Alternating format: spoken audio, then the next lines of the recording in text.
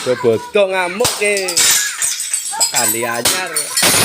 Sebuah video memperlihatkan aksi pria merusak rumah viral di media sosial, Selasa, tanggal 25 April tahun 2023.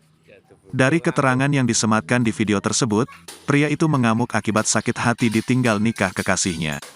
Diduga, kejadian viral ini berlokasi di Kota Batang, Jawa Tengah. Adapun unggahan ini awalnya dibagikan oleh akun TikTok.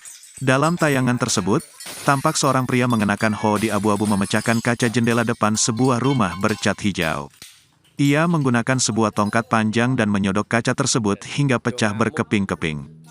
Bagda ngamuk, ganti anyar, lebaran mengamuk, ganti baru, kata perekam video. Pria yang mengamuk itu pun lantas melanjutkan aksinya dengan memecahkan kaca pintu depan rumah tersebut.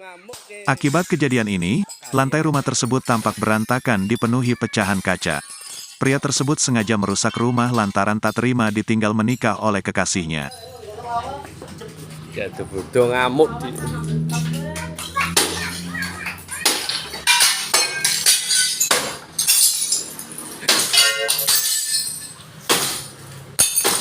Terima kasih sudah nonton.